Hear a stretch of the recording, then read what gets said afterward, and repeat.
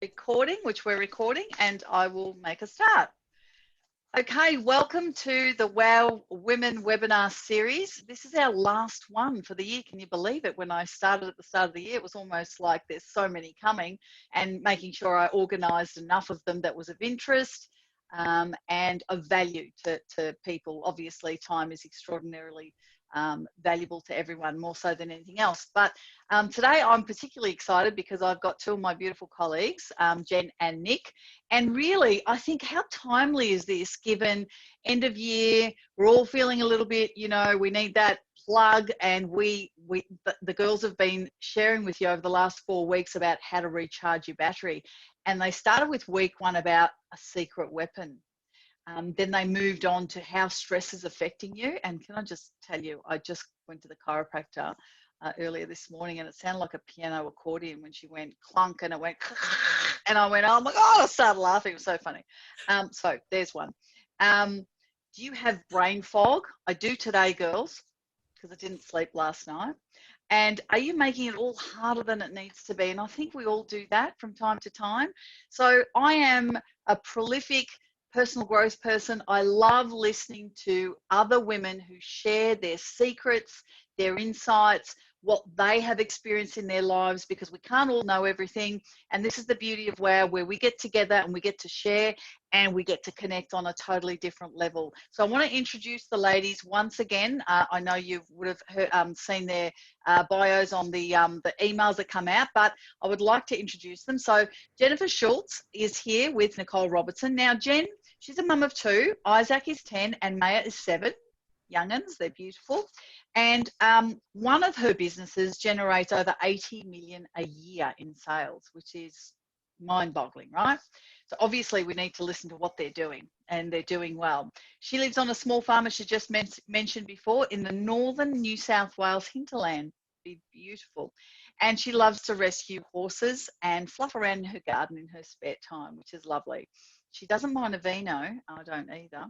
And her favourite thing is working with like-minded women like me who are incredible at what they do. And she also loves that these particular women know that they are capable of having an impact on the world and want to leave the world in a better place. So that's Jen, and we love her for that. Nick, well, Nick loves a juicy conversation, right? She loves talking about the future and possibilities, and this is where we connect a lot.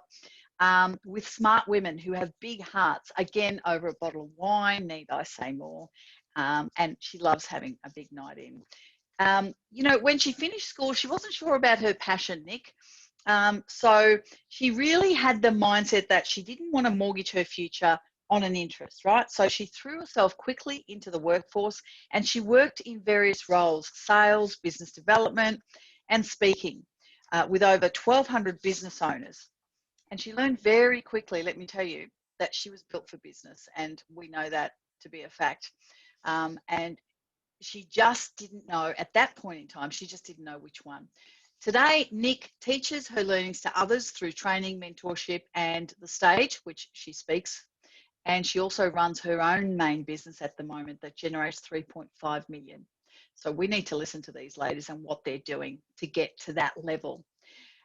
Don't ask her about her favourite food or holiday destination, which again, we connect incredibly well there, because these are the 2 things where the goal is to eat all and see all. So with that said, I'm going to pass you on to the beautiful Jen and Nicole.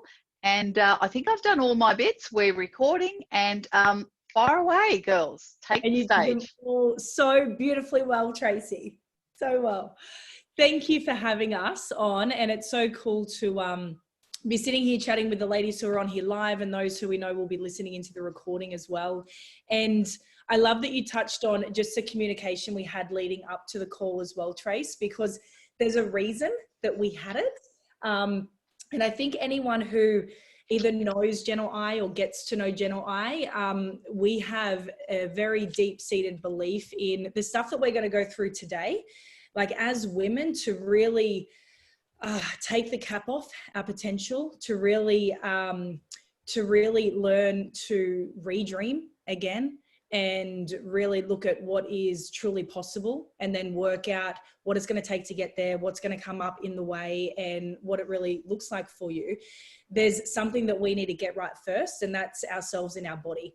That's why the last 4 weeks we said, get yourself right first, because the fastest way to really get to dreaming bigger, to get clarity, to get to creativity, to get to the best leadership that you can in your business, the best money mindset, the best business strategy, it's all going to come from you being at your most optimal self. So we're big believers in women just operating at their best, most optimal self first and foremost, because otherwise the rest doesn't really hit the mark unless we are.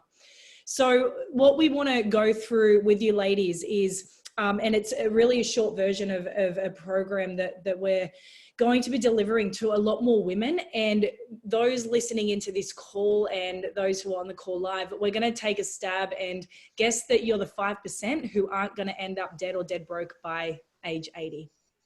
They're our kind of women. That's who we speak to, and that's who we want to really continually connect with and talk to and create the good stuff with. So if you're on this call, we're trusting that's where you're at, because that's the reality, right? Is they're the stats. Usually by 80, you're dead or you're dead broke. And so if you're listening in, you're here because it's time to make a decision on which side you're going to fall. And no matter which side you fall, you got to be happy with which side you're falling. And in doing that, over the next 45 minutes or however long it goes, Jen and I are going to dive into 5 vital elements that we just know over the last, we can say how many years we've been in business, but I think we all know as women, it starts before that. It starts when we get into the workforce. It starts when we make a pivot. It starts when we start building relationships. It starts when we try the first business and we fail. It starts when we try another investment and we fail. And so whether it's been the last 5, 10, 15 or 20 years, there's 5 vital elements that we know if you don't get the pieces of this together, it's just like you're going to continually feel stuck, or continually hit the wall, or continually be going, why isn't this thing moving? I can't see the finish line. So we're going to dive into what they are and really the critical element behind it. So really that's the understanding of what it is, because when we know what it is, we can deal with what it is. And then also the devil in that level, because no matter what we do, and this is the funny thing, right? We're in this world where it's instant gratification, and it's like, I've got a quick link to make you $1 million, and, just invest 20 grand here, and next year you'll be paid 2 million and all the rest of it. And the reality is, anyone who's tried anything and actually has the willingness to give something a go knows that there's a devil in every level, and things just aren't that easy. But the different level that you get to, it just looks differently and it's just handled differently. So we're going to go through what's the devil in each level, and then what is the key learning that we have. So if we can arm you with it, maybe you can move through it a bit quicker, because our goal, and I know with Tracy as well, is how do we financially accelerate women? We have so many gaps. There's so many, and it's not about men and women and all the rest of it. There's reality of gaps in our working life and in the income that we can generate. And we need to, if we want to be the 5%, it's not a, oh, I'd like to, it's, we need to work out a way to financially accelerate. Otherwise we're not there. So we're going to dive into that with you ladies. And yeah, as Tracy said, we'll open up for Q&A at the end of it as well. But Jen, I might hand it over to you to get into the goodness and get started. Awesome. Thank you, Nick. And look, just speaking about the financial acceleration, I guess there's really 3 levels that we want to aim for, right? And the first is to be financially secure. And the next is to be financially resilient, so that no matter what life throws at us, we're okay. We're resilient. We can bounce back. We've got there what we need. And then the next level is financial freedom, where we actually can dream and create our ideal life. And, Nick and I are here today as testament to the fact that we can create any life that we want to create, even though we are conditioned to have a whole bunch of stories in our heads and from others telling us that that's not true. But they're just stories, and we are allowed to choose different stories. So let's have a look at our 80 years. And this one, I guess, really it hits hard if we allow it to. And looking at, Nick's got 100 years. If we're super lucky, we might get to 100. Average age of a woman in a first world country, I think, is 82. And as Nick said before, it's actually, I think the stats are actually 95% of people are dead or dead broke at age 65, right? So we work all of our lives to get to age 65, and 95% of people, they haven't looked after their health, so they're so broke that basically, you know, they're living in a caravan and eating half sausage for dinner every night because that's all they can afford. And that's their retirement. And so imagine the first 20 years of our life, we're kind of getting bossed around by our mum and dad, and our life's not really ours to choose, right? So we're in that phase, and that's a beautiful phase, and we probably don't value it as much, you know, there's no responsibility, and it's really the fun part of life, but we're in a big hurry to get older. And then, you know, we hit 20 and we make some decisions, and we choose a path. And we may or may not stay on that path, and that path may or may not play out to what we hoped it would be. And some of us end up in spending from 20 to 65 in a space that we don't find all that enjoyable. And we're allowed to change our mind, right? So I became a physiotherapist because I wanted to help people. And I got about 10 years in, and I can remember standing there pressing on necks and backs, and kind of probably like your chiro this morning, Trace, clunking bits and pieces, but just thinking, you know what, I don't know if I can do this till I'm 65. It's not that much fun for me. It's feeling really repetitive and boring, and I feel like I'm not making the impact in the world that I was born to make. I feel like there's a bigger calling for me, and I want to make a bigger difference. And so what I'm passionate about is finding the 5% of women, not the 95% who are going to end up dead or dead broke. I want to find the 5, and I want to show them that there is a map that can get us to exactly the life that we want. All the beautiful dreams come true. So it just doesn't make sense. You know, the old way is that years ago, women couldn't even work. We didn't have a choice to have a job. We didn't have a choice to vote. We didn't have much say in anything at all. And a lot of women before us have done a lot of work on that to allow us to be in the space where we actually have a lot of choice. And it's normal to work, and it's normal to vote, and it's normal for us to get an education. And now with the age of the internet, we're in the age of information. We can access any training, any learning, any skill set that we need to. We just have to know which map. And so many of us are following a map that's a little bit broken. But if we follow a map that isn't broken, there's nothing we can't have, because we're already at the 80-meter line in the 100-meter race, because we're born in a first world country and we have access. We are allowed to vote. We are allowed to have a job or 2 jobs or however many jobs, and we are allowed to get an education. We are allowed to learn any skill set. Yeah, so we can create our own map. There's nothing stopping us. There really isn't. Oh, well, actually there is. And that's the stories that we've chosen. They're just stories. And we can, if we choose, create a whole new set of stories that will serve us better and serve the world better as well, because each of us are unique, and we were born with special gifts to give to the world for the time that we are here. We weren't born just to take care of ourselves and barely manage and work in a job that we isn't utilizing our gifts and skill sets, that isn't in bringing us joy for most of the chunk of our life, to then struggle for the last 15 years of our life trying to save every penny and maybe trip around the country in a caravan. We weren't born. We were born for more than that. So let's get on to the 5 elements. And we know that this is the map. These 5 elements are the map. And we know if we really understand these elements, and as Nick said, they're challenging. They're absolutely not easy. It's not just, if it was easy, it wouldn't only be 5% of people that achieve their dreams, right? But when we know what the map looks like, if we're willing to figure it out all the way, then there's no reason at all that we won't end up at the destination that we choose. No reason at all.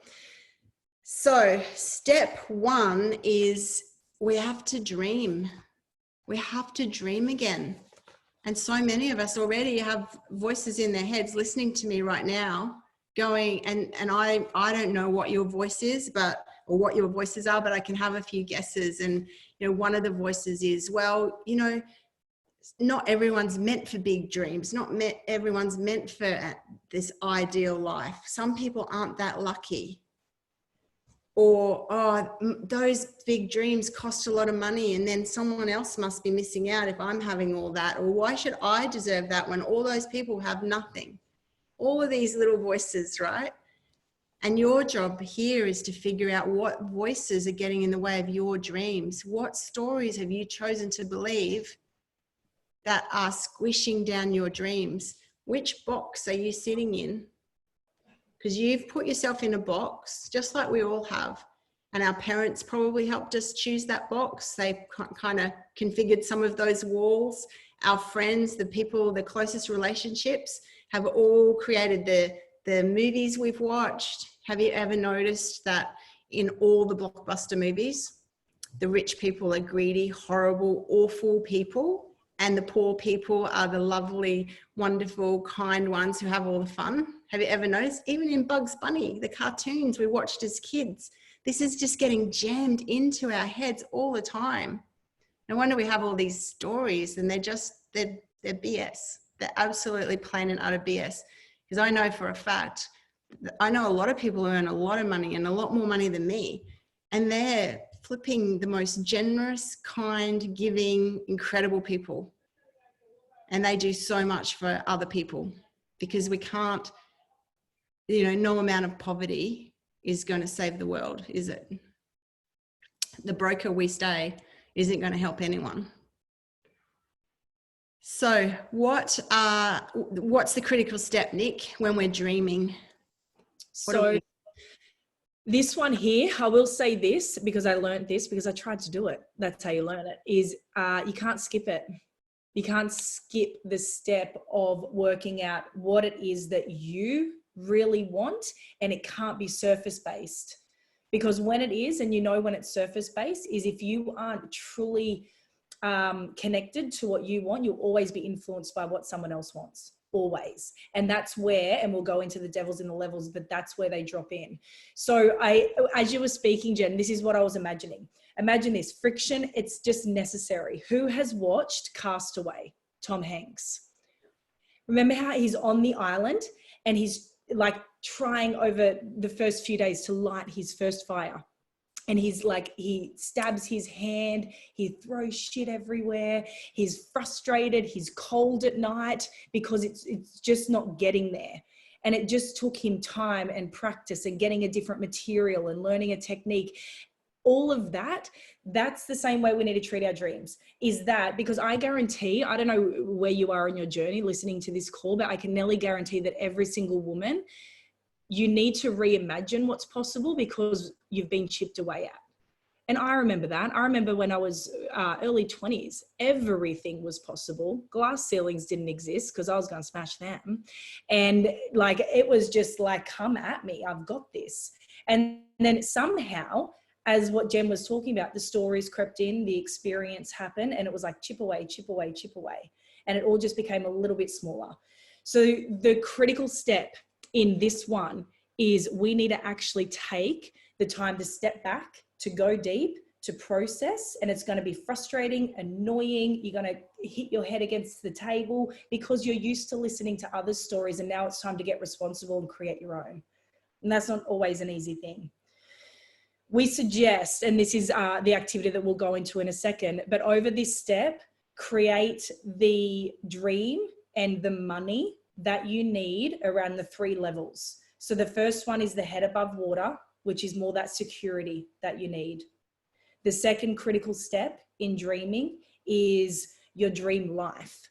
So what your everyday life looks like, what you have access to, like what does it feel like? Who do you wake up with? What are you going to need? And then the third one is the soul's purpose, which maybe we're still searching for, but it's time to start looking for it. The third one is the soul's purpose. and understanding what it is for you and what it's going to cost. Because whatever dream that we have, we need the money to fund it, and then we need the time to experience it. Fact. Like, there's no other answer to that. We actually need that. So the critical step is to really work it out and just know that friction is necessary. We need heat. We need to feel the heat in order to create something from it. So then we're going to dive into what's the devil that's going to come up in this level while you're dreaming, while you're reimagining what's possible, while you're working out who really am I? What do I really want? Not what am I being influenced by? So Jen, do you want to dive into the three? Well, we've got three. So list these down and we'll go through each of them. Yeah, so this is really how we get out of dreaming our dreams, right? And Nick, I just want to repeat what you said. It's your dreams. It's not someone else's dreams. And in this world where we have so much visibility into the lives of everyone else through social media, it's so easy to get confused about what we really want and what really matters to us. So my dreams involved a farm and mud and cow poo and horse poo. And, you know, some people would just think, like, what could be worse than that? I love nothing more than being sweaty and just grubby and stinky. And that's my dream. But other people say, oh my gosh, like, it's lovely, Jen, but I couldn't live like this. So what's your dream? What matters to you? That's all that matters. And sometimes it is uncomfortable, because we might have this story in our head that people who earn lots of money get addicted to material things and they become assholes. But maybe our dream is actually to own a really nice car, but we're not letting ourselves own that dream, because we've got this story attached about greed and materialism and all of that sort of stuff. But if your dream is, what's the point? You've got 80 years. You've got to figure out who you are, what you want. And this is it. This is your only chance. Let's go get it, girls. Let's go get it. And let's make enough for us. You know, I used to have this story that was, if I shouldn't earn or want more than I need, because that was greedy to do that. So I shouldn't earn or want more than I need, because that was greedy. And, you know, one day it just hit me that earning or making enough money to only be able to look after me, to only just barely cover my needs, that's actually selfish, because then I don't have anything extra to help other people and help the world with. Because I have to say, I'm sorry, but I can't afford to give you more than $20. It's like, well, what if I want to give 20,000 to a cause that I feel passionate about? Well, now I can, because I have more than I need. Why don't we all live like that? Imagine when we sit around, Trace, and with all of the beautiful women in your network, and everyone's earning a 7-figure income, and everyone has, 30 hours a week free to work out how to change the world. Like, that's what I get excited about. So exciting. And we absolutely can do that. So here's where it all falls apart. And we spend a bit of time on this level, because it truly all falls apart. The other elements fall apart because this is the start of the fire, right? If we don't get this bit right, we can't start the fire. And so who cares about the rest of everything we're going to say if we don't get this right? So the devils are avoiding the discomfort, avoiding the friction, because it just doesn't feel that good. It doesn't feel good to do the inner work, because we might see some things we actually don't like about ourselves. We might see some things that we've been avoiding. And most people, 95% of people, in fact, aren't willing to sit with themselves quietly for long enough to figure themselves out, to get to know who they are. They don't know what they value. They don't know what they want. The next devil is our ego. Now, our ego, I don't mean that in like ego. I mean that in like, our ego's job is to keep us safe. Our ego's job is to keep it our lives the same, right? Because we're surviving. We're surviving. Our ego's job, our ego tells us that the unknown is unsafe. Now, the problem with this is our dreams exist in the unknown, don't they? Because they're dreams that we haven't realized them yet. So that's a big dilemma for our ego, because our ego is like, well, wait there, you want all this stuff, you want this life, you want to be spending your time like, how? We don't know about that. That's scary. And the ego is going to do everything it can and throw all these stories at us, all these voices at us to keep us exactly where we are. And don't forget, our ego wants approval from others, because that makes our ego feel good. Our ego likes to be right and be approved of and all of that sort of stuff. So that's the second devil in this level. And the third level, the third one is just a classic. It's distraction. And so that looks like listening to others. That looks like having a few too many glasses of wine every night to numb down, to turn the brain off, to, you know, not think about it. It looks like being busy, ladies, being overwhelmed, having too much to do, saying yes to all the things we shouldn't say yes to, so that we feel like we're getting our arms and legs and head pulled off all at once. That's just distraction. That's just a way for us not to sit and face ourselves and actually sit and think, wow, because I'm telling you, you can create the life that you desire and dream of. And I want to know why you aren't. And you need to find the answer to that. Why aren't you? Yeah, it's scary, because what if we give it a go and we fail, hey? We're going to have to deal with that. It's easier just to say, yeah, well, I never really gave it a go.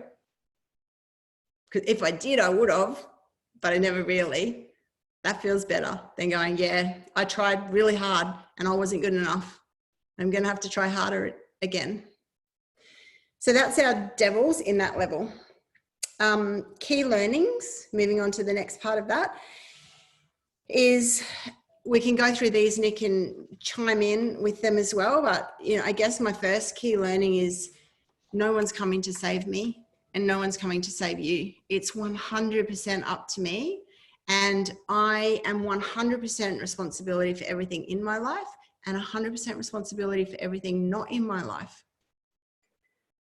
And that's actually really hard to take when you first decide to step into that space. So write that down. I am 100% responsibility for everything in my life and 100% responsible for everything not in my life. And listen to all the little voices start to come at you.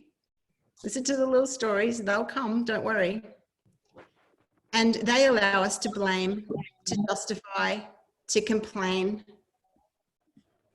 to do all of those things that pass the buck and make us not responsible. But what we're doing when we do that is we're giving our power away. We're giving our power away to the government, or to the weather, or to our brother, or to our parents who didn't do the right thing, or, you know, my mum and dad didn't leave me $500,000 like they left her, or, you know, whatever. We're giving our power away. The minute we own it 100%, we take back our power, because that means we can create anything, because it's up to us. The next key learning, I guess, is, Nick, you kind of talked about this already, is we just can't shortcut this bit, right? I think that's, people try to shortcut it and they get caught up with the devils in this levels and avoid doing this work. And then the third key learning is, and Nick, you already touched on this, is we need to have this deep-rooted knowing of who we are and accept who we are. So yeah, I'd like my legs to be a bit longer, but hey, what am I going to do about that? So I might as well just accept, like, this, I'm stuck with these legs for my whole 100 or so years that I'm going to be here, hopefully, fingers crossed. So no point just, you know, every time I look in the mirror, having a little hissy fit about it, because I can't change it. So I might as well just not, you know, make the most of it, right? So, and I know that there's things that just aren't fun for me. So why keep putting myself in those spaces? Just get to know what is fun, what brings me joy, what brings me peace. And that's when I got to know who I am. That has allowed me to say no to all the things who I am not, and then create exactly the world. And some of you I know have seen my life, and it is my ideal day. 10 years ago, I wrote exactly in detail what I wanted my ideal day to look like. And that is my life every single day. Exactly like to the personal trainer just came, did a session, then she left, to working with women who want to change the world, women who are courageous and gutsy and are willing to do the work to make an impact, to looking out the window to the beautiful rolling green hills, and there's my hairy cows and my horses are in the paddock back there. My kids are at school, I pick them up, I get to go to the veggie garden and actually pick dinner straight out of the veggie garden, pour myself a glass of vino and cook dinner. You know, it is, you can too. I absolutely know that you can too. So our activity, Nick, for this level. Yes.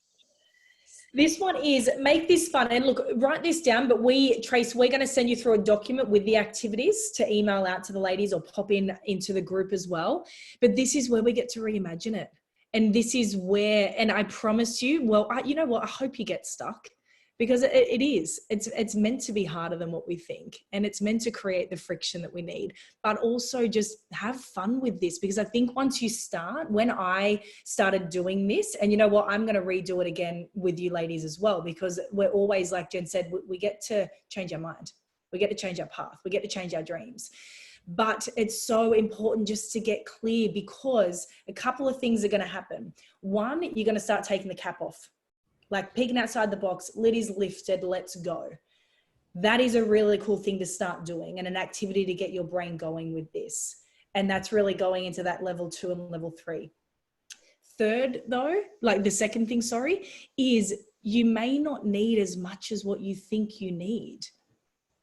So just because someone's dream life is going to be $3 million per year, you don't have to get distracted by comparison to go, well, I need to create something that's going to be 3 million per year. You may write up your dream life, cost out your dream life, and it's $500,000 per year. And you're closer to that than what you think you are. Yet we're operating that it's just so not possible and it's so untouchable. So it'd be really cool to hear from all of you ladies, once we start doing this exercise, what are those couple of things that are popping up for you where it's like, wow, I've really unleashed myself with what I think is possible. And, you know, Jen and I speak about this all the time, because it's the woman that we strive to be and the woman that we want to work with. And it's the 5% woman. But when you're creating these 3 levels, who is like, what is the head above water, the dream life, the soul's purpose of the woman who is unbound? She's unbothered. She's unrestrained. She's just fully expressed and alive, like that version of you. And sometimes it's easier to create when we can pull ourselves out of our current reality, because we can't create a new reality in our current one. So who is the woman where she is just, there is no shackles. She's completely unleashed. Like, what is her dream life? What is her soul's purpose? And I guarantee you'll get a whole lot clearer, because you're like, oh, that is possible for her, but you forget that you are her. So just think in that space. But it's such a fun activity. Once I got it done up, and this is why I'm going to do it again, but I pop it onto my phone, and I've just got visuals that represent each of the things, and then cost it out. You know, if it's a chef that you want every week, which I do because I don't cook, I air fry, but that's about it. So I'm going to need a chef. And so I'm like, oh, how much does a chef cost to come and do like 3 meals, like 3, days of meals a week? And then it's like, these are the, health is a value of mine. So what do I want with my health? I want to be able to do these classes, have this personal trainer, have access to this level of health. Great. What's that going to cost? Travel when we're all able to do it again. Is it first class? Is it cattle class? I don't know. No judgment, but let's go first class. What's that going to cost? Where are you going? What hotel are you staying at? Like, make it visceral for yourself. Make this activity really visceral. Anything to add there, Jen?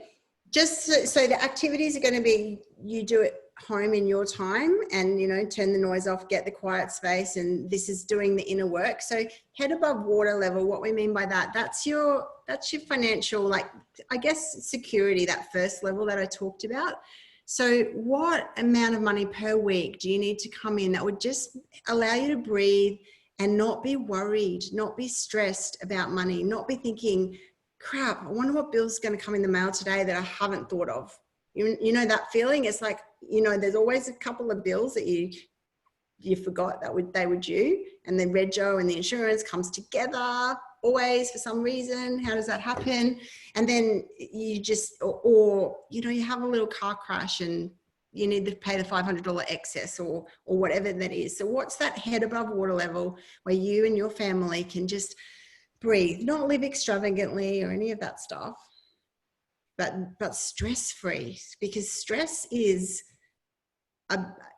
killing us faster than anything, and we need to sort that out. We absolutely do.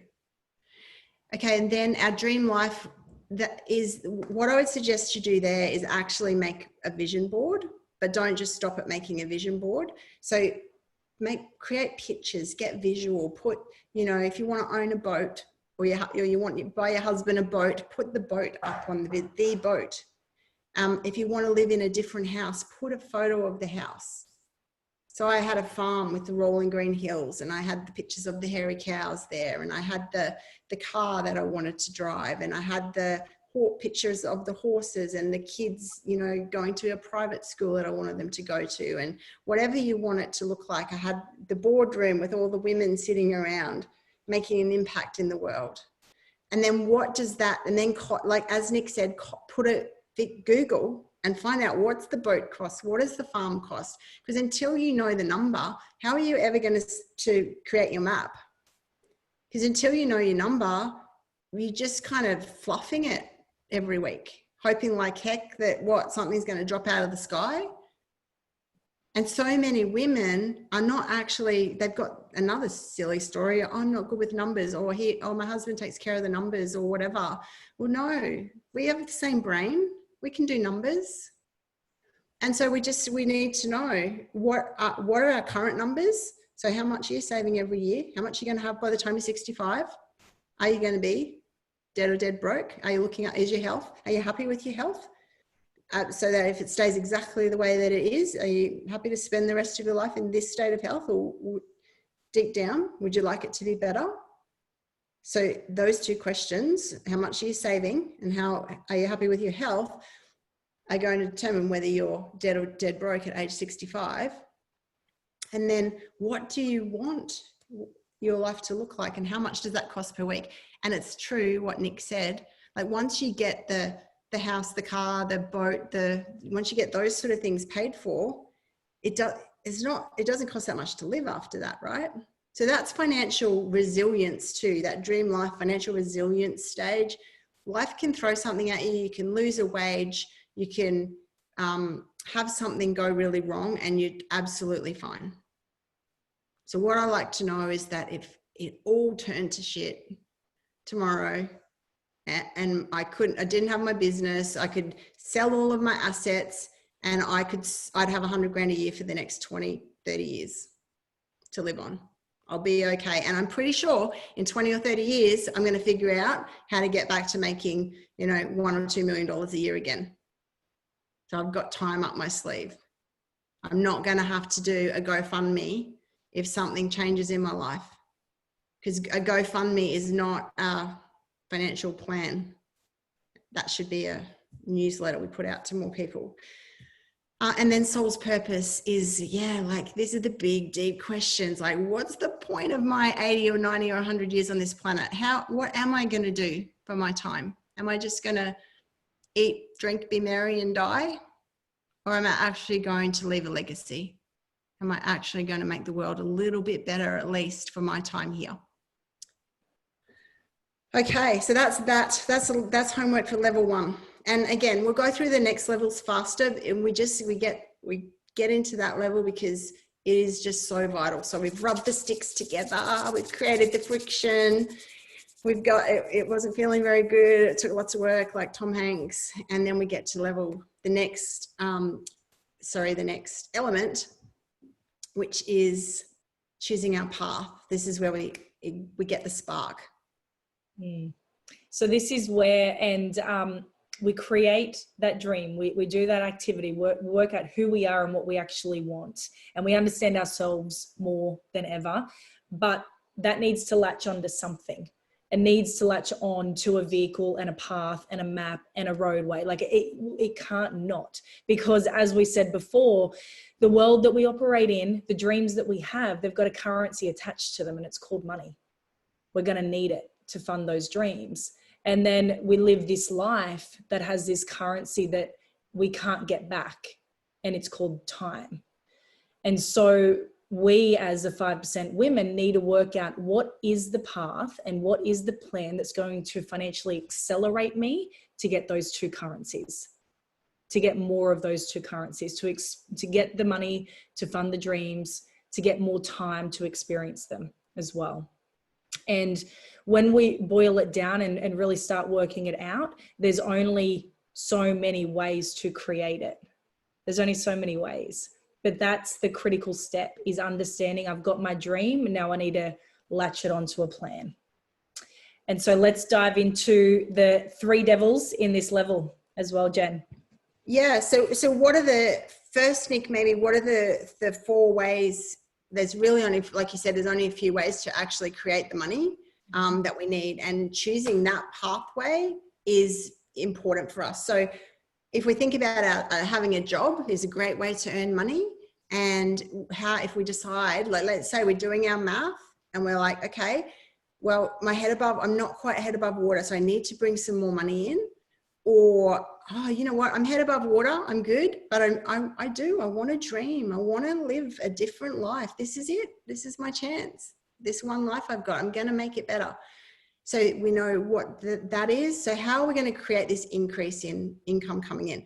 So if our job absolutely is great. So how do we increase what our job pays us? So we can try and increase our hourly rate, maybe get a promotion from the boss so we can get paid more. We could work more hours. So maybe we're not working full time. We could add in a couple of days. We could get another job. So nothing wrong with that. When I was at uni, I worked, I poured beer on Friday and Saturday night. I poured petrol all day Saturday and all day Sunday. And I looked after a little old lady on midweek to help her on and off the toilet so that she could stay living at home instead of moving to a nursing home. So we can have more than one job. That's fine. So really that's the ways we increase what's coming in from a job. We can get into property. Some of you probably are in property already, and there's different parts of different ways to utilize property as an income. So we can have invest in property. We can like flip property, buy one, add some value, make it pretty, sell it, make a profit. We can develop property. We can, buy a block of land, get a DA, build some units. So there's lots of, and we could just buy and hold and rent it out and earn, basically earn the rent, which is like dividends on the property. With shares, similar. So all the different share strategies, right? But long-term buy and hold and day trading, if you want to look at candlesticks and all that sort of stuff in the middle of the night, like it's whatever buzzes us up. And then so that's 3. And the 4th one is business, obviously, is a great way to create more income. And then it's choosing what type of business that we want to create. And there's a gazillion types of businesses, right? So, sorry, Nick, back to the devils. So I guess the first devil in this level is not choosing the right vehicle for you. And see why we need to know ourselves. So I tried a bunch of these and it drove me nuts getting up at 2 a.m. looking at candlesticks, trying to learn how to day trade. Like, I get that other people were do have lots of success doing that, but it just wasn't fun for me. And for me, I need to find a way to make money that feels fun. Because that just wasn't fun. I'm not very good without sleep, and I don't like night shift and all of those sort of things. And it was just like looking at graph. So but if that buzzes you up, as it buzzes lots of people up, then that might be a vehicle that you choose. I got into property development too, and did quite a few different projects, but it was a big risk, and I didn't thrive having, you know, a couple of $1 million sitting on my shoulders at any one time. That felt heavy for me, and but other people love that, right? Other people are fine with that sort of thing. So choosing the right vehicle and knowing where your knowledge and skills and experience lie, but also, as I said, where your joy lies. So what skills, knowledge do you already have, and what do you need to get to operate that vehicle that you choose that's going to bring in the dollars to pay for the 3 levels of income? What else have we got, Nick? Not committing to the vehicle requirements. Who is not committing to it?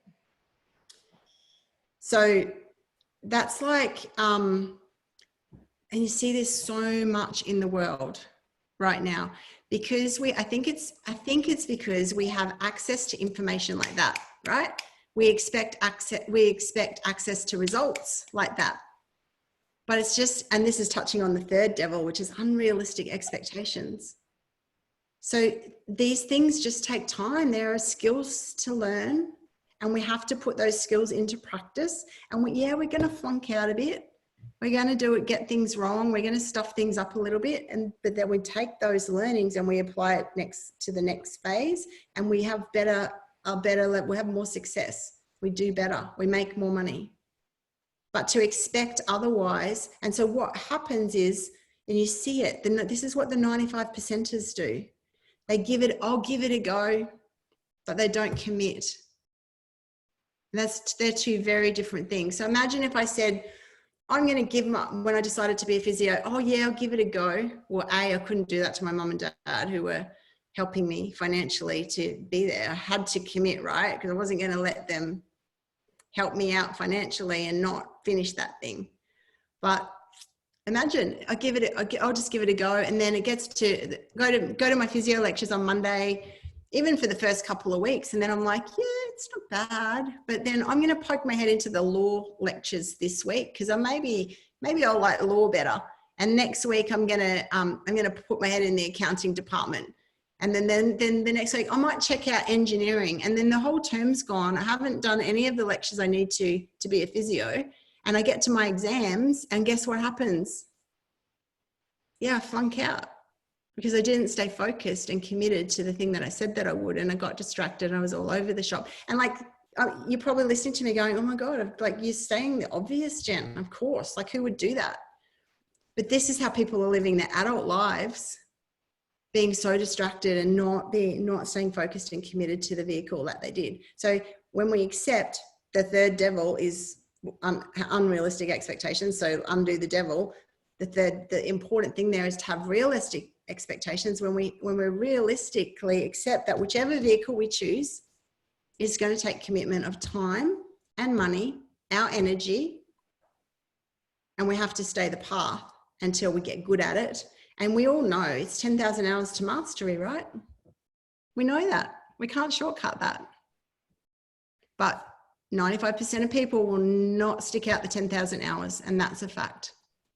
So we just want to show you these devils so you can go, oh, I see what's happening. I see why I'm not succeeding, because like for 6 weeks, I was off at some other lectures. I wasn't working on my business, or I wasn't learning my share trading, or I wasn't doing my property development, because stuff came up in my life and I allowed myself to get distracted. That just can't happen. We can't go anywhere if we allow that. It's just how it is. Nick, what key learnings have you had in this phase?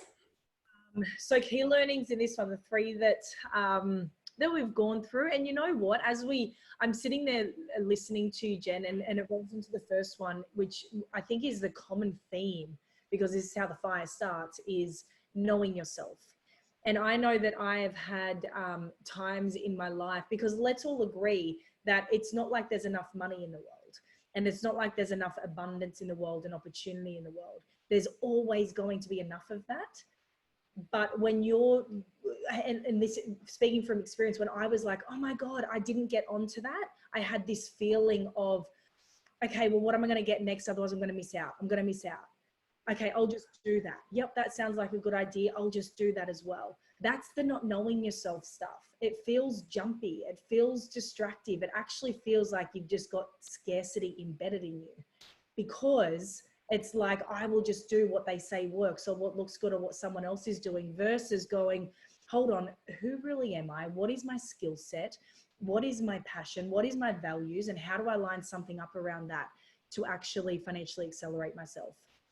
So that's the first key learning that I've definitely had. The second one is the sacrifice is inevitable. And I think my dad was so good. And I know I've shared this with you, Tracy, in the sense of our money blueprints. But I grew up just hearing, to make money, you need to spend money. And that kind of falls into sacrifice. To gain back the currencies of more money and time, we need to spend and invest money in our time. Like you can't get out of that. And it's quite shocking to me, working in, you know, coaching so many women and women in business, and as trying to pull back and really like, oh, if I can just spend less time and spend less money, but I want this big result. It's like, it never works. It's just this sacrifice that we have to accept and go all in with, because we can't get the time and money that we ultimately want without spending the time and money to produce it. And then the third one, which is one that it got clear with me when I was probably mid-20s. And it was from working with a lot of business owners and seeing that they had this level of control. And of course, business is such a risk as well. So there was all this stress and all this other stuff that came with them. They held all the risk and all the financials, and all of the stress was on them. But they had this element of control. And I think often, and just be honest with yourself, if you are saying, I want to control my life, I want the choice. I want choice in my life. I want freedom in my life. I want no restriction in my life. I just want to be able to have choice. And so many people are craving that. But for us, if you ultimately want to have the choice, you have to control your life. And the only way to control your life is you have to choose a path to do it. So just staying in a job, which there's nothing wrong with, but being in a job which doesn't give you extra oxygen that you need to create more than where you currently are, well, you're just never going to get to the 5%. So for me, it was just getting honest with myself and going, well, I can't just say I want choice and then not have control of my life. And then what are the ways to have control of my life? I better choose a path. I better choose something. It's the only way. So that was definitely the third learning, is that you can only get so far by not choosing something, which therefore doesn't leave you in control of it, which is the ultimate thing that we all want, which is the choice. Cool. No, so activity for you to do in your own time here. And again, we'll send this through and you'll get this emailed out from Trace. But it's really just a bit of an analysis right now to look at how are you going to create the extra to the level of income that you need. Is it going to be through your job? Are you going to finally say to the boss, hey, you know what? I'm worth more. I know I am. You haven't given me a pay rise for 5 years and you're going to give me one. Thank you. Or, you know, is it that you've always wanted to get into property stuff? You've always wanted, and you're going to actually go do some courses, read some books and figure out how that is going to become your path.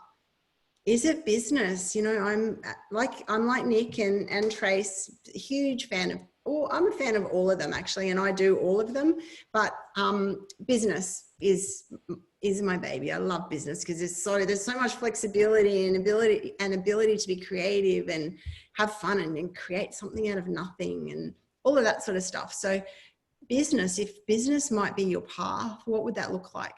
What sort of business would you love to have?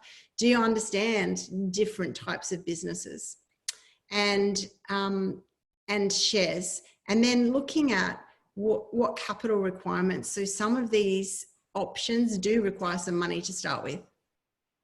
So, and different amounts of money depending on the strategy that you're going to choose. So just getting a bit savvy around those 4 areas. And if you don't know the answers, you can't let that stop you. There's no more not knowing the answer and getting stuck there and not going further with this process, right? That's what 95%ers do. So if you're choosing to be a 5%er, you're choosing to find these answers, and you've got, I mean, you're in Tracy's network, right, for starters. So you've got access to great support and information, and there's no one who knows all this stuff better than Tracy. Okay, so 3rd level. Now, yeah. Here's where the work starts. So the critical step in this is we have to equip ourselves, because this is really where the work begins. The skill set that we've got to develop, the knowledge that we've got to acquire, the effort, the time, everything that we have to put into it, the action sets. So this is one, you know, once we've chosen the plan or multiple plans, it's what Jen just said. What skills, what knowledge, what education, what action does it look like? How do I break those fundamentals down to be able to implement every day, every week? And if you can imagine where the flame of the fire is, we all know this, is that it needs that bit of oxygen to really just flame up. And the oxygen and the fuel that we have is our time and our money. It's being able to have enough to invest in the skills, in the knowledge, in the action to get this thing going for us. Yeah, so we've got to chop the wood, right? We've got to chop the wood so that we can throw it on the fire, and we can't suffocate it. So we all know if there's a little flame, we blow on it to make it bigger so it can really catch on, and then we gradually increase the size of the chunk of wood that we chuck on it. And this is the work of chopping the wood. And we can't skip this phase. So the devil in this level is really, we've already talked about, is not understanding the 10,000 hours to mastery, and not understanding that there are 5 foundations essential to mastery. So if you want to grab your notebook and pen and just write down what these 5 foundations are. So the first one is vitality. We have to be the best version of ourselves. We exist in this body, and our body, our brain, our gut, our emotions, our confidence, our energy, our energetic connection to the world, it's all connected. We all know people who infect the space they walk into, right? They walk in and it's like, oh my God, Debbie Downer has just walked in the room. We don't want to be Debbie Downer. Wherever we go, we need to vibrate. We need to lift our frequency of vibration, because the universe, here's a little secret that when you figure this out, it's super cool and super effective, and crazy stuff happens. When you decide what you want and you increase your level of vibration, the universe, it wants to make everything happen for you. It wants to. The problem is, what we tend to do is we spiral down our energy and our frequency and our vibration, and by drinking too much wine, and I'm a wine lover, you know that, so there is no life without wine, but by not looking after our health, by having negative thoughts, by I get so passionate about this, because honestly, it all just starts here. We have to be a shining, glowing version of us, because then in every single interaction we have with other people, and relationships are everything, and with the vibrational frequency of the universe is going to deliver back to us exactly what we are giving out.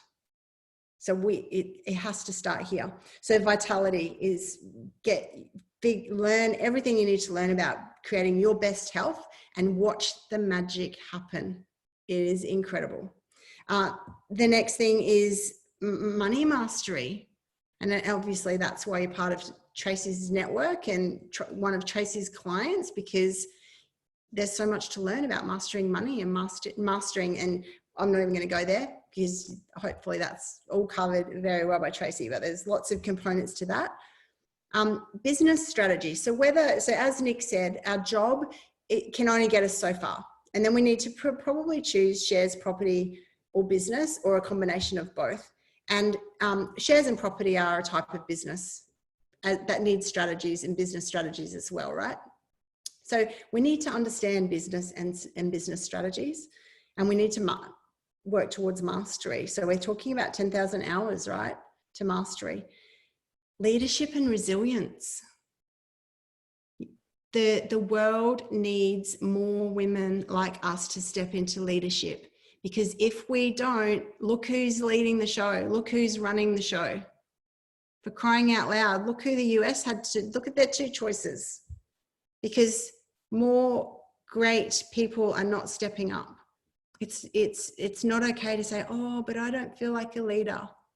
No, to impact the world, to change the world, we have to step up and we have to lead. And we don't have to be the Prime Minister, but we have to lead someone. We have to be the ones who have the courage to say, I know a better way and I can show you. Let's do it together. That's leadership. And resilience. I mean, gosh, like we can't just go, oh, COVID, oh, my hands are torn, that's the end of the world. What's the point? And drink ourselves into oblivion. That's not resilience. That's not resilience at all. Resilience is knowing that there are a whole bunch of things that can happen in the world that we have no control over, but there's still a whole bunch of things we can control. And we can pivot, we can go wherever we want to go. That's resilience. And then the fifth thing is spiritual and energetic connection. And there's a huge, and I'm going to get a little bit woo-woo here for just 30 seconds. There's a huge component to creating the life that we want that is not visible. And it's what I've already sort of started talking about, which is that energetic vibration that we're giving out and what's coming back or what's resonating. And we know this, but I think we need to be reminded, like, there are people in your life who are repulsive to you because the energy they don't even have to open their mouth, right? It's the energy that they're giving out. You're like, yep, not going back there again. And then there's other people who are so attractive, like you can't wait to see them again. And when you leave, when you're in their space, you feel good. It's uplifting. Your shoulders are back. You're smiling on the inside and the outside because you've been in their space. That's what I mean by energetic connection and the our spiritual connection to who are we spiritually? What do we believe? And are we living in alignment with that? So there are 5, not understanding and mastering those 5 areas. So if we let one of those areas fall over and we don't pay attention to any one of those areas, it's going to be a real struggle. It's kind of like our map's broken. Okay. So key learnings. Are you trying to fix your screen up there, Nick? I am. I'll keep talking while you fix. Because I don't know about you, but I can't really do 2 things at once. Key learnings again are, these messages keep coming up and repeating. Investment and sacrifice. So imagine what would happen if you got really clear, you've written down those 5 key areas. Imagine now that in the next 12 months, 2 years, 5 years, however long you want it to take is fine. You can hurry it up, you can spread it out, that's to you. But what if you decided to invest $3,000 and 2,000 hours into each of those 5 areas? Can you imagine what that would do to your life? If you invested $3,000 and 2,000 hours into learning how to be the healthiest, learning and becoming the healthiest, most vital version of you. Can you imagine if you invested $3,000, 2,000 hours into learning, mastering money, just mastering it, not having any of those negative stories anymore, knowing exactly what account to put what in and paying yourself first and knowing all of those great practical money principles and living them. Business strategy, nailing down business strategy, really understanding how to make great decisions in terms of whatever your income strategy is, becoming a great leader, becoming super resilient, able to deal with whatever problem life throws you. It's like, no big deal. Off you go. Didn't affect me at all. And your spiritual and energetic connection in the world, which is like, whew, that's how to like blow it up fast. Imagine. Now, the other key learning, and this has been an observation of mine, and I reckon, Tracy, you would agree with me, and I know Nick does. Most people are not as coachable as they think they are. And I know that I'm so coachable. And one of the reasons I've been able to create what I've created is I'm so coachable. I'm so willing to find people who can help me, and I learn from them, and I do exactly what they say. And I just stick it out. Whereas most people, they're not that coachable. They show up, they have a little listen, and then they're like, yeah, I don't know, that did sound a bit hard for me, or yeah, I don't think that's really, I commit, make a decision to choose a path, and then I'm so coachable, ready to go. And then, so got to be coachable. That's the second thing. And then Nick, do you want the third one? Yeah. So third one, I love this one. I think Gary V said it. I think I won't quote it for myself, but it is. He was talking about obviously your dreams and what you want, and I think it's really cool to understand, because in a world where, as we've spoken about, people are wanting instant result, instant success, instant gratification, and therefore our expectations are completely out of alignment with not only the actions but the time that it's meant to take, because there's so much beauty on the journey. And it's funny how we kind of want to rip ourselves off from that as well, and not experience everything that it's actually going to take and become the person that we're going to need, and build in those areas of what Jen said, the mastery, the money, the leadership, the resilience, the energetic connection, our health, our vitality. Like, if we just skip all of that, we never master any of it. And he said, you need to have macro patience and micro speed, because a dream without patience is never going to come into fruition. And it's so true. I've come to learn this. I remember when I first started in business, and I don't know if there was a form of, being naive or just being a result of the world that we live in. But I was like, great, I'll be a millionaire in 18 months.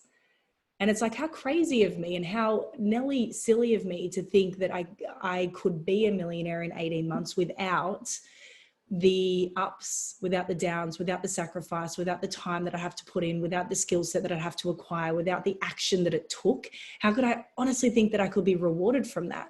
I hadn't yet done all of that stuff. And so he just talks about, have this macro patience, have time for your dream, have respect for your dream, give it oxygen, give it time to come to fruition. Don't rip the legs off it just because it's not there when you want it to be there. But on the other hand, just have that micro speed. And I think I always talk about time in two ways, because it's like, one, you can't take away the time it's going to take, right? If it's going to take 10 years to get to $1 million a year, and Jen, I think you said this, even the average business takes 7 to 10 years to get to $1 million a year, right? So if that's your option and that's what you're starting, be in it for 7 to 10 years. So you can't take away the time that it's going to take. It's going to take what it's going to take, but then there needs to be urgency with time. So you can't just sit back and not do the action that it takes. So it's about having this daily consistency and speed with action and urgency with action, but can't rip off the time it's going to take. The success, the dream, the outcome, like whatever it is, it's going to take what it's going to take. And I think it's just such a cool learning to have that and continually sit with it, especially if you're someone who's like me, where it's like, I want it now. Am I going to have it now? And of course I can have it now. And you just have to sit with yourself and go, no, actually, Nicole, you haven't earned it yet. You haven't yet become that woman or done that thing or had that learning or whatever it might be. So I think it's just have respect for your dream. And the time's going to pass anyway, right? Because when we look forward 5 years or 10 years, it seems like a long way away. But we all know when we look back where did it go the last 5 or 10 years? It just went like that. So knowing it's going to pass anyway, why don't we make a difference? So the activity for this level is simply to go to those 5 foundations, those 5 essential foundations, and just give yourself a rating of where you feel you are now out of 10. So if 1 is like, oh gosh, I've got a lot of work to do, I hadn't even thought about that one. Or, 10, like you might have already mastered your health. You might be super healthy, best version of you in terms of your health and vitality, to give yourself a 10. So where are you in each of those? So that's the activity. Now the next phase is crank it. So this is where we got to keep adding the wood. Don't stop. We can't just get to this level where we go, oh, that might do it. It's chop, chop, chop, add. We all know how fire works. What happens if we stop adding the wood? It's got limited time, right? So this is really about, no matter what path we've chosen, what vehicle we've chosen, this is really about scaling. Let's get that fire burning big and bright. Let's turn this thing into a bonfire. So, and scaling is, the way we scale is by creating systems, by being organized, and by delegating, by creating a team around us, right? There's no one ever achieved anything great or any level of real financial freedom alone. No one. It's not a Lone Ranger type of thing. So it's really about who else is going to be sitting around this fire. So critical steps are, we need to systemize. We need systems. Every life, like nothing exists without good systems, right? Because without systems, we have chaos. And money doesn't like chaos. Money likes organization and systemization. Don't stop now is a critical step here. As I said, just keep chopping wood and throwing wood on the fire. Keep chopping and buying. So you know that saying, chop wood, carry water. So what do I do before enlightenment is chop wood, carry water. What do we do after enlightenment? We chop wood, carry water. And then, as we said, establishing the team. So identifying and investing in the talented people. I want to be surrounded by 5%ers because that's where the fun is. Yeah, the rest are kind of dragging us backwards. Cool. And then key learnings. Devil in the level. Here's where we might get bored. Things are getting repetitive. We get impatient, as Nick talked about. We might have incorrect expectations. So we're expecting it all to happen faster. We throw in the towel too quickly. And what happens when we experience any of those is we might tend not to do the daily actions required, which is chopping the wood and chucking it in the fire, right? Or any vehicle that's generating cash flow has daily actions that are required. So we see this a lot where people just stop chopping the wood and throwing it in the fire. Lack of systems, obviously, is the second devil, because this whole level is about systems. And the third one is scarcity mindset. So not continuing to invest, not continuing to chop the wood and throw it into the fire. Key learnings, Nick, in this one? Yeah, so key learnings is going back to what Jen said, which is stopping too soon.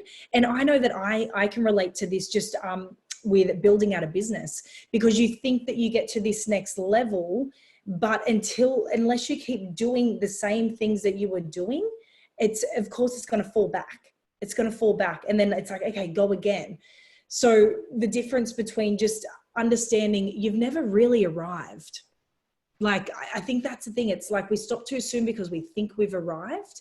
And it's like, you've never arrived. And if you think you've arrived, create a 50% buffer, whether it's in your savings, whether it's in your business, whether it's in your investment, like whatever it is, wherever your arrive line is, keep working until you got a 50+% buffer. And then maybe we've arrived. So stopping too soon is a key learning. not recognizing, like Jen said, like investing in key players, but also in self. So I remember when, and I don't know if it's Simon Sinek or someone would say, but when we would go around, I'd speak with business owners. So we'd sit down with them and there was their coaching, but then there was leadership and management coaching for their key team. And they'd always come up against this thing of, I don't know whether I'm going to invest in them. And whether it's Simon Sinek or someone else, but I remember the conversation would always be, well, they would say, what if I train them and they leave? Because that's a fear of maybe where you're at, whether you're in traditional business, whether you're in like network marketing, whether you're working in a partnership, different like businesses. And you're like, but if I train them and they nearly outschool me, out earn me, like become, irreplaceable in a sense, will that make me or my business vulnerable? So it's what if I train them and they leave? But then the flip of that is, well, what if you don't and they stay? And that's even the question that we have to ask for ourselves is, I think so often we can be like, do I really need to learn that? Do I really need to invest that time and money? I might be able to get the result in another way. Versus I'm so okay. It's like with Tracy, I'm like, let's work, because she gives me one thing that saves me 5,000 or 10,000 a year, or makes me an extra 20,000 or 50,000, like one thing, and it's worth it. And so it's just asking that question, well, what if I don't and I remain the same? Because it's investing our time, our money, our skill set, because the return of that is just, it's tenfold. Always. So that's the other learning. And then the third learning is innovation and creation. I think there is, and I was chatting about this with someone recently, is once you get an idea, don't have a scarcity motive. That's the only idea you're going to have, or there's only one way to do this business, or there's only one way to make this money. Because as we said at the start of this, the current reality that we live in isn't going to give us the reality that we want. So you will feel it all the time. As soon as you unleash and have one idea, another idea is born, another idea is born. And I know Jen and I think we do this all the time. I think of all the things that we were doing at the start of this year, of 2020, and then what it built. And you can't even make the connection between what it is from the start to the finish, but we had to start with the idea. And it's the only way to keep like the wheel of creation going, is just continually innovate, continually create, and just start somewhere with it, because it never ends.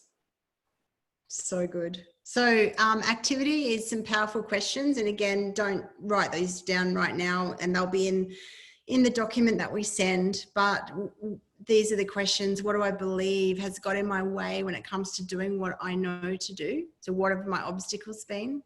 Was that an excuse or a real reason? Ouch. Could I have decided or chosen differently? Bit more ouch. And if yes, why didn't I? Bit more ouch again. And how could I have better supported myself? And what support could I have asked for? They're really cool, reflective questions, if we're willing to sit and do that deep inner work. And then our last level, which is my fave level. Well, they're all my fave actually, but it's really firing up this thing so that it is warming up others. So this is about giving a hand up, or giving back. And it's creating more warmth than just what we need. So what we spoke about, and this is where we created our impact in the world. The reason we were born to be here, that we're all special, we're all unique, we all have gifts and talents and ways about us that just no one else has. And this is where we really can do our thing. So what are our critical steps here, Nick? Critical steps are 3 things to bring together. So impact, give back, and collaboration. Just 3 elements that I know that if you bring them together, especially whether it's in business, whether it's in a project you're creating, it just, well, as it says, it blazes it up to a whole new level, because this is the level, and it took me a bit to kind of get thinking here, because I think I had to get my head above water first, right? It's hard to think here when our head isn't above water, and then you start getting into the dreaming side of it. But this is where we go beyond ourselves. And often when we're not going beyond ourselves until we get our head above water level, until we go back to the start. But this is the fun part where we go beyond ourselves and we work out what's the impact that we're really here to make. What's the give back, or as we love to call it, the hand up, not a hand out, just a hand up. Like when you work this shit out, go teach it to someone else. When you get your money together, go give it to someone who just needs to breathe. Because, and I've heard the stories, I've heard them from Jen, giving someone the ability to breathe so that they can get themselves together is like, what a cool gift. No one can tell me money doesn't matter or money doesn't make a difference. What a ridiculous story. And then the collaboration. It's, just being in business. And, our ethos in Women, Wine and Wealth is everything we create is a collaboration. We will not create something. We will not pursue something. We'll not even look at something if it's not some form of collaboration, because there's too much power behind collaboration, way too much. When we think that we're the only one that has the skill set or the knowledge or experience, we're kind of ripping ourselves off of a whole lot of stuff. So that's a critical step, those elements. And there's a bit of a massive light bulb here, and a lot of people miss this. And so I really want to highlight it for you, because if you maybe forget everything we've said, if you could just remember this, it will hold you in good stead for so much. And that's that our dreams and our goals lie in solving other people's problems. That's everything. And so if everything we do has the intention behind it to create a win-win, to create a win for us, but by creating a win for them, whoever that them is, we can't go wrong. It's always about them. It's always, and when we make it about someone else and genuinely solving a problem for someone else, then the universe will become our major collaborator. And that's when some seriously good stuff starts to come our way, because we're now the universe's helper in making the world a better place. And the universe recognizes that. But again, as we've spoken about, 95% of people get in this space of scarcity where they feel like they're drowning. And so they're making every decision based on their own needs, and they're not considering anyone else. And their scarcity mindset, their scarcity position means that their first go-to behavior is to look after themselves. And so they create this ineffective spiral. Whereas if we know that everything needs to be about solving someone else's problems, crazy cool stuff happens. So devils, super quick, because we're just about done. Super quick, our three devils are just being comfortable and also our upper limits. We all have upper limits. And it's easy when we've got what we need, right? It's easy to get a bit comfortable and think, oh, do I really have to show up today? Like, is it really going to make a difference to anyone? Well, I could just sit and have a cocktail instead. The second devil is losing our clear visibility for the vision. So what difference are we going to make in the world? And then losing that, letting that get fuzzy. We have to find ways to keep it crystal clear. And the third devil, obviously, is not serving a greater purpose, which we've already, so trying to fake the intention. And I get that it's challenging when we're in this place where we're drowning. But if we can, when we're drowning, be thinking about a greater intention for everything we do, we're going to be pulled through the process instead of feeling like we're pushing a wheelbarrow full of cement up a hill the whole time. We're going to get assisted and pulled through the process when our intention is for the greater good always. Key learnings, Nick. Cool. So the 3 key learnings in this level, you can't fake it, as Jen said. So, and it'll crumble. And I know I've done this at a small level, and this just goes back to the start where we're distracted by everyone else because we're trying to be understood by everyone else rather than really just understanding ourselves. And it's okay if your greater good isn't to build villages for the kids. It's actually okay if your greater good is to, you know, put an extra $100,000 in the pockets of small to medium-sized business in your community. There's no one better than the other. So it's just like, you can't fake your intention. You can't fake your collaboration, any of that. The second one is that we need to revisit our dreams and our goals continually to create more friction. That's why I said at the start of this, I'll do this activity again with you ladies, because it's not a done it once, done it forever type of thing. It's like, we continually need to create new friction, start new fires, always. And then the third one is that together we achieve more. And it's no longer in business, in life, in the world, a win-win. It's a win-win-win situation. And when we lose that perspective, we lose everything.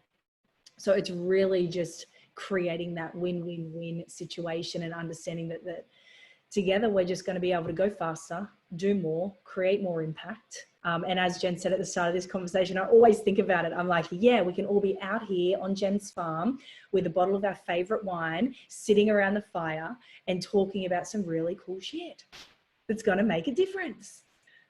Yep. That's the third one. So the activity for this one is, again, just powerful reflection questions that we're going to send through to you ladies. And there's some really cool, but also confronting questions. Probably what makes them cool. Because often either we're not asking them to other people that we care about, or we're not getting asked them by ourselves or by others. So we'll send these through to you as well.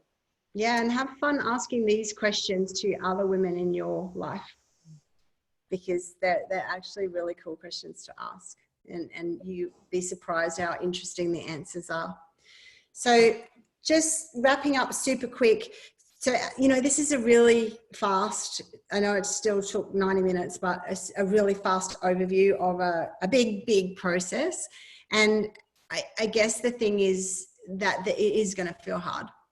And that's okay. And be ready for that, and be prepared to ask for help, and just start with one step at a time. And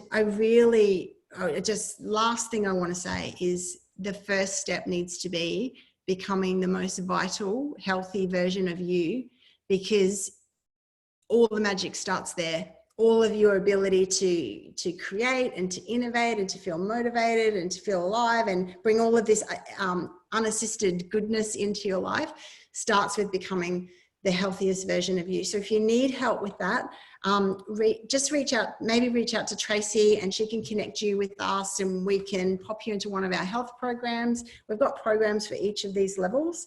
And they're all collaborations. So we collaborate with each of the foundations we've got programs for. We collaborate with people, because again, that's our ethos. So so I hope that today's been helpful and useful, and that it just allows you to think maybe on a different level about who you are and where you want to be and what you want your life to look like. And we've lost Trace. She's disappeared there somewhere. I don't know if any of you are, while we're waiting for Tracy, if you're still there, if you have any questions or anything. Let's open it up and just see if there is any questions. And just know, ladies, we will put the activity document together and give to Tracy to be able to be sent side by side with the recording as well.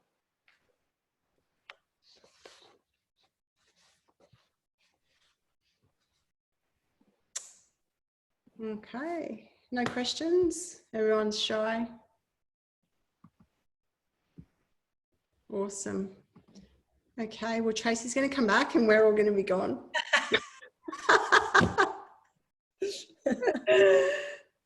So anyway, if you want to go, just take off. We'll hang around just so that we don't totally weird Tracy out when she comes back. She might have had to go to the door or deal with an emergency or something. So we'll hang around. Here she is. Trace. We're all done, Trace, and we're just hanging around because we didn't want to disappear and have you come back and go, where are they? Thank you, ladies. I'm sorry, I had to attend to something very quickly downstairs. I just raced downstairs and raced back upstairs. That was amazing. I wish we had more time because there's so much like nuggets, golden nuggets. So you should see how many, I've just been writing notes like repetitively because it's like everything you're saying, I'm writing down, you know, financially accelerate, soul's purpose. What are the stories that you're listening to? Dreams have a currency. Like all of these pearls of wisdom have just written commitment. And I'm like 100%, you know, fully in, totally time currency. Love it. Love it. So many beautiful things in there. I just wrote pages and pages of, you know, what's your current reality and how can you change it if you're not aware of your current reality? It's just gold. Love it. So have we wrapped up in the sense of the follow-on will be an email from myself or Nick or Jen? Yes? Yep, we'll send out the activities in a document so that they can come out in an email. And Trace, I just suggested, I think you weren't here, but I just suggested that the first step really is to get the best version of our health, because everything becomes better from there. And so I just suggested to reach out to you if any of them want help with that, and you can connect them with us, and we can connect with one of our, whichever program we've got running next. They could pop into, or we could just have a chat, any of that. It's all just, you know, one of the, when you feel an alignment with someone, that's part of that collaboration, right? If we hear a message from someone and we feel aligned, don't be afraid to reach out and connect with that person and just ask more questions and explore. And because no one ever got where they want to go, as I said, alone. We've all had help along the way, and I think you'll find people are more willing to help than you might think. And we're not that good at asking for help, but we need to get better at it. I couldn't agree with you more, because I do that quite often. So if I'm doing a program or I've come across someone or I've seen someone or I've met someone and I think, oh my God, I love her. I feel connected. You know, whether it's that energetic connection or whether it's I feel like she knows exactly what she's doing. I've got to talk to her. I won't hold back. I never have. I got more front than Myers. That makes sense, you know. All people can do is say no. And there's no shame in that. But if you don't ask, you never know. So why wouldn't you ask? Because you're not doing yourself you're doing yourself a major injustice by not asking and being coachable. I love that. I have mentored and coached certain people that just, you know, when you said that, I hadn't really worked out why they hadn't moved on to do more things. But when you said that, I went, they're not coachable. Like I hadn't seen it in that way. But yeah, so if anyone resonates with Nick or Jen, reach out to me and I will connect you. We might even do a Calendly link or something. So we'll put it out in the email. Yeah, we'll work it out. And that's the thing about being coachable, Trace, right? You have to be two things, and one's humble and the other's open. Oh, couldn't agree more. Totally open. If you're not those two things, then you can't be coachable. And what's the point? You're wasting money on a coach that if you're not going to listen to what they say, what's the point of doing it? Like, it just doesn't even make sense to me. Does it? Yeah. Okay, in the interest of time, thank you so much, ladies. You are amazing. Thank you for having me. I loved it, and I've listened to lots of presentations and I absolutely loved it. So many things resonated with me, and I just love the energy. And because we're such on the same path in creating impact, you know, the 5%ers, I just love it. It's everything that I am and everything that I aspire to be. So thank you so much. Thank you all the ladies for attending. And we will get an email out to you by the end of the week, because today is Wednesday. So let's do that, girls. Yeah? Great. Cool. Yep, for sure. Thanks. Okay. Enjoy your day, everyone. Bye. Bye.